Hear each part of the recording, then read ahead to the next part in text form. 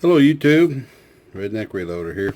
Um, I'm gonna reload some aluminum case ammo today. This is something I thought I would do this. I've seen people on one of the forums I'm on sometimes ask about this. Can it be done? Um, a lot of people said yes, you can, and I've done it myself a little bit. A lot of people say, it's apocalypse situation. Can you reload it? You can do it. It takes a little, as far as I'm concerned, when I do it, it takes a little bit extra, and it's not as reliable as the brass as far as whether you can load it or not. I have more failures of the cases, and I don't do it very often. I haven't done this probably in 6 months, but um, I'm home today, and this was something I thought I would tackle. As I went up and did a little shooting yesterday, and I found some aluminum laying there, so I said now's a good time to do it. Also, see the question about steel cased ammo a lot. I would have loved to have done a steel case, but I don't have any steel. I don't shoot it, and I haven't found any. Well, I have found it, but I haven't found any that I could reload. It's usually rusted. I don't fool with anything rusty. I'm not going to mess up my dies over something. Also, it tends to be burden primed instead of boxer primed a lot. The aluminum, most of the aluminum I found has been boxer primed. I did find some 38 special that was burden primed, but all the 9mm and 45 I think I've ever found has always been boxer primed. And I don't have a Burdan round here to show you at the moment. I had some old brass here to throw away, some old steel stuff, but I'll show you. This is an aluminum Remington case. I've got looks like about 9 of these that I found. I'm going to try to reload these this morning, but I've deprimed this one and cleaned the primer pocket out. You can see it's got the one big single hole through there. The Burdan primed, also you can see pretty clear on there. It's stamped, FC at the top, 9mm Luger, and then you see the NR. That means non-reloadable. So they do not recommend you do this, but we're going to do it anyways. I've never been one for the rules. So make sure, lost my train of thought a second. Make sure if you are going to try to reload some aluminum that it is boxer primed. And the best way to do that, I can't really do it on camera here, but let me see if I can find here's maybe a 45 case we might be able to see down inside there. Here's an old 45 case I found yesterday. I haven't cleaned it or anything, but maybe if I can get the angle right, you can see down inside there.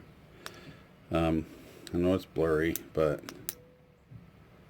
there is one single hole down in there. Aha, you can see the one hole in the middle. That's a boxer primer, so you can deprime this. The Burdan has a solid piece in the middle. It's the anvil, and then it's got two smaller holes off to the side. If you try to deprime one of those with a standard die, where the decapping pin is in the middle, you're going to hit solid material there and probably break your pin. I actually did try to deprime a piece of 38 special aluminum brass once that I didn't catch that it was Burdan primer, and actually what happened was my pin actually just punctured through the aluminum because it was softer. If it had been brass, I definitely would have broke a pin. But just be careful of that. If you are going to try to reload, make sure what kind of primer you got. So, all right, let me get set up here and move the camera, and we'll get started. Okay, so I've got my die set up in my press. I'm going to start decapping and resizing these. These are carbide dies. They're RCBS dies.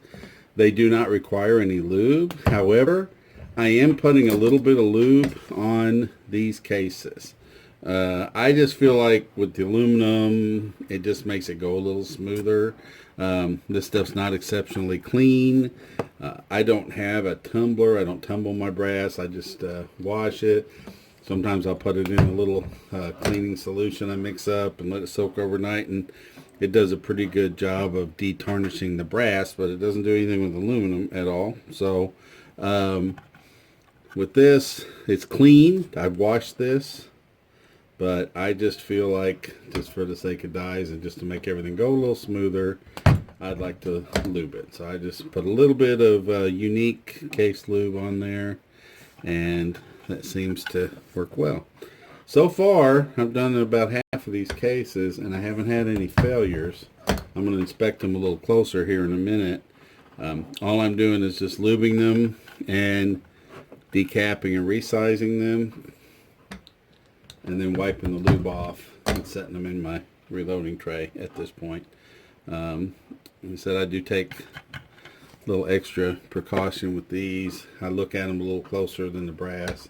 Of course, I also inspect my brass. I just don't let it go, but I do get more failures. Now this one, I'm not calling it a failure yet, but if you look at that lip, it is kind of crunched a little bit. That's what I find happens with these aluminum cases, a lot more so than the brass. And I'm going to call that one a dud, because that has folded over, and I'm just not going to mess with it. I don't need to. I'm not that desperate for reloadable cases. But that's the kind of stuff I find happens a lot with the aluminum, is the case mounts tend to fail, especially if they've been laying on the ground for a while. When I fire aluminum and then I just pick it right back up again, I tend to have better luck with it. Where it seems like if it sits out for a little bit, kind of weathers, it's much more likely to crack and stuff. I guess the aluminum just sort of breaks down a little bit, you know, for your technical terms there. Breakdown. I don't know exactly what happens with it, but I don't have as good a luck with it, that's for sure. So, alright, done with those, and I'm going to show you, I'm going to clean the primer pockets out a little bit. Okay, what I'm doing with these now, I went ahead and changed my dye. I'm just cleaning these primer pockets out a little bit. I just noticed these were laying up there for a while. The pockets look a little grungy, and they've got some crud in there. So I'm just taking my small primer pocket reamer, running it in there a couple times, and I don't know if you can see, but that's just kind of cleaning it out good, and it's going to make the primer seat in there a little bit better. So I just took that and ran them through all these cases, and now I've got my die set up to expand the case mouth. So that's what I'm doing now, and I'm not expanding this a lot, and I'm going to show you something here in a second, but these are the bullets I'm loading. These are 145 grain solid lead bullet. This is the way things are right now. Actually, reloading stuff's kind of scarce, and this is all I've really got to play with right now. So I don't want to expand the case mount a whole lot, because one of these aluminums, they don't tend to bounce back as well when you overdo it. So this one's pretty good. It just barely sits in there. It's good enough that I can seat that without shaving lead off. But this case was actually a failure, and this is what I was talking about. You get a lot more case mouth failures in these aluminum for some reason. So I look at these really close, and see if this will pick up on camera. if you look at the case mouth, this one has a crack in it. It's very small, very hard to see.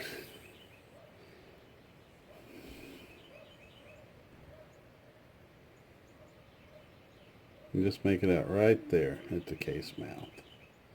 But that is definitely a crack and a failure. So let's see if I can open that up a little more. You can see I just peeled back right there. It was just cracked right there. So they tend to get kind of brittle, and I get a lot of failures like that when I'm working with these aluminum cases when I reload them. There's another one I did. Also got a pretty big crack in the case mouth there. So this is the problem I have with these, is trying to get one that won't crack on you. Now this one's good. No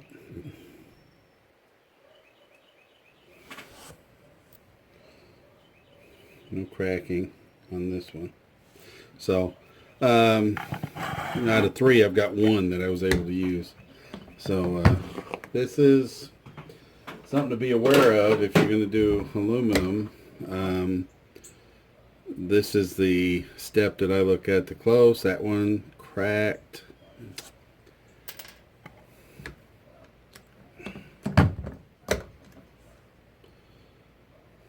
That one split.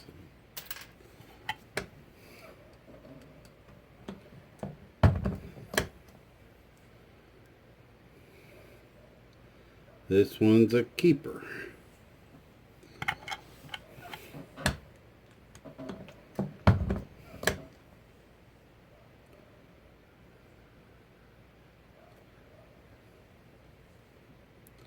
That one's got a split.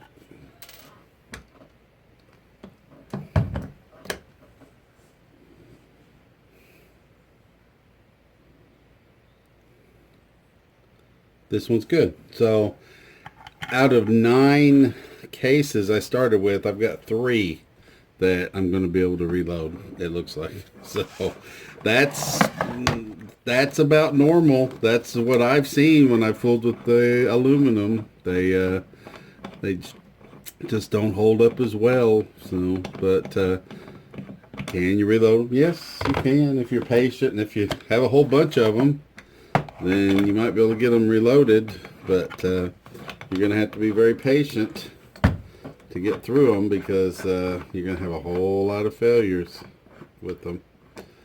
So let me set up my die here for a second, and we'll prime these and see how that goes.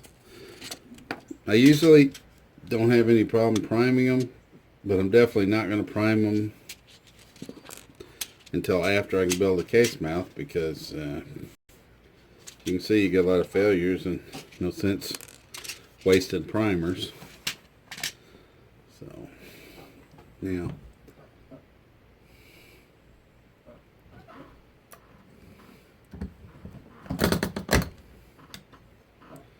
see the primer went in just fine, no problems at all with that. So, go ahead and do these other 2.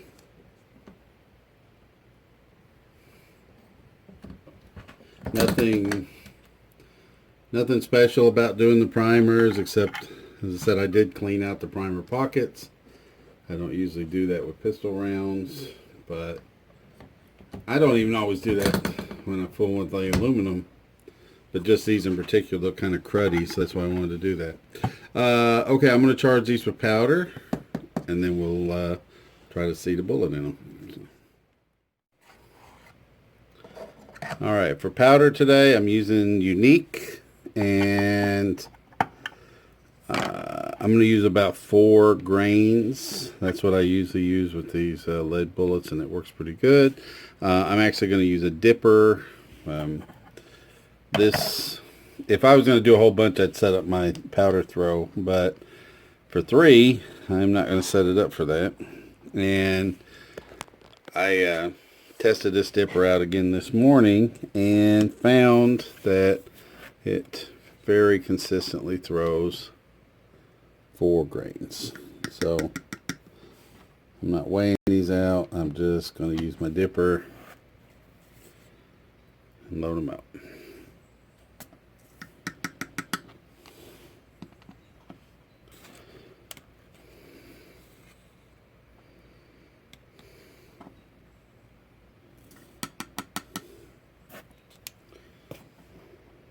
And that's it. Alright, so they're all primed, sized, case mouth expanded, powdered. Now we just have to see if we can get a bullet to seat in them. Okay, now I am going to crimp these.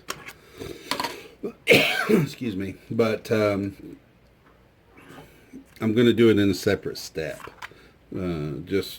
Because the aluminum, I feel it's going to need a crimp because I'm not sure how much elasticity is going to be in there. How well it's going to grip the bullet without a crimp. But considering that these cases are kind of delicate, I think I would probably end up crushing the shell if I tried crimping in the same step. So I'm just going to go ahead and seat these. So I've got my die set up. I've got it backed off so there's no crimp, and I've got the seater set to the depth I want. And I'm just going to go ahead and seat all the bullets, and I'm going to inspect them real close because this is another time if there's any little splits or anything that I missed. When you push that bullet down in there, they tend to open up, and here's where you can really see it. So I'm inspecting this very closely, and there's no splits. It looks good. So load the next one.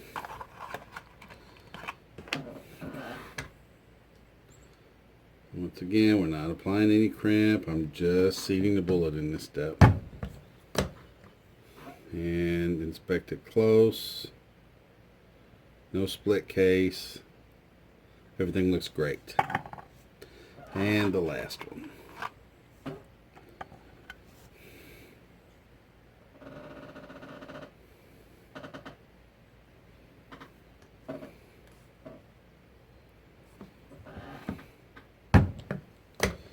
Alright, and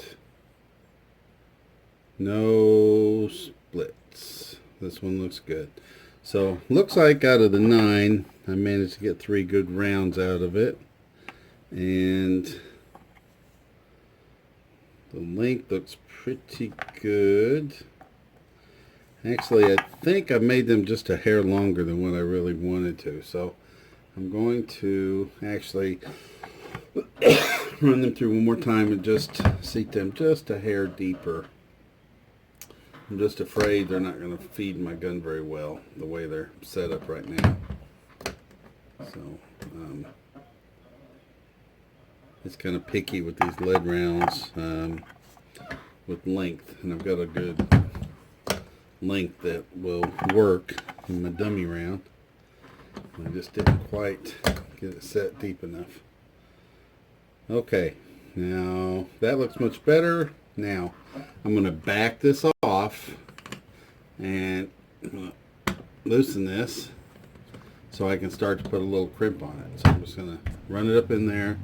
I'm going to dial this down until I can feel resistance on the case, and then I'm going to do maybe a 1/4 of a turn.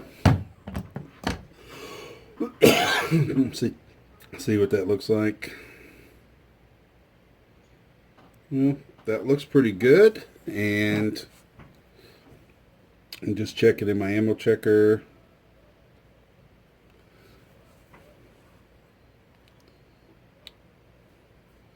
Can't beat that. And just because it's aluminum, I'm just kind of twisting and pulling on this bullet to make sure that I cannot move it. Make sure it is in there tight, and it does seem to be. So that looks like a good amount of crimp. So again, this one, there's no splitting around the rim. Everything looks good. And standing up a little bit, didn't go in the ammo checker as smooth as I like. That will probably still fire in my gun because my 9mm is not overly sensitive, but I'm still going to go ahead and a little more crimp on there just to make sure. That looks a little better. And I'm going to do the last one now.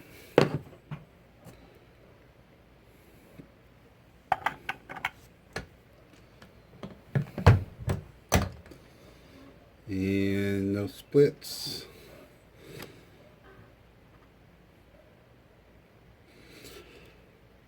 Excuse me. And it looks good. So there's 3 that appear to be good rounds. I think I will take these out and fire these. I've been doing that here lately when I've been trying some of these experiments, and I think it's only fair to y'all that if I'm going to say they're going to work, that I should prove they're going to work. So I will take these out and fire them. So next time you see me, we'll be on camera up in the woods. Alright, here we are up in the woods. That's not where I normally shoot. It's actually a little trash dump up above the house, but the reason I go to where I usually shoot is it's pretty easy to pick up the brass. But the nice thing about these aluminums, what I did not mention, I don't think, earlier in the video, when I do reload them, I only do it once. Don't do it anymore. You can see how bad the failure rate just is on once fired stuff. So my gun, empty, no magazine in it for the safety conscious. The magazine, I've got some brass in there, but I'm going to go ahead. There's those 3 aluminums I just loaded. I'm going to put those in on top of the brass so you can see.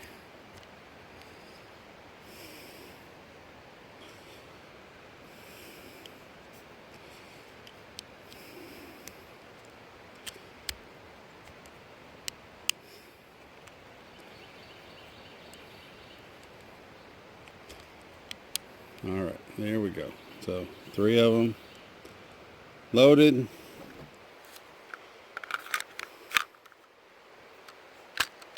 In the gun.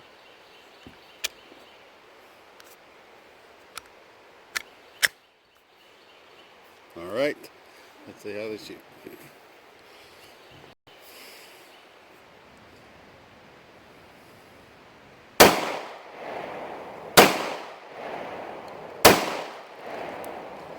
There. Nice snappy rounds, no problems, fed well, and those cases are gone now. Like I said, I'm not going to pick those back up. Got 1 reload out of them. So out of 9 cases, got 3, so 33% reload rate there. That's about par for the course as far as I'm concerned. That's been my experience with them anyway. So all right, God bless y'all. Thanks for turning in. Bye. All right, so I'm posting this as a little follow-up to that video I just did. I don't usually pick up my brass up here for a number of reasons. 1, it's really hard to find, and 2, this has become a popular hangout for drug addicts apparently, and there's used needles all over the place, so I don't like to go digging through the underbrush. But I just so happened to spot one of those cases I just fired and went ahead and picked it up, and I wanted to show it to y'all. So you can see it didn't hold up too well, so we did get a reloading out of it, but you're not going to get 2. I didn't see the other cases. I don't know if they all split like this, but as I said, it's something that if I do it, I get 1 reloading out of it, and I really don't think it's worthwhile to fool around with. But if it's something you're interested in, you can sure try it. So have a great day.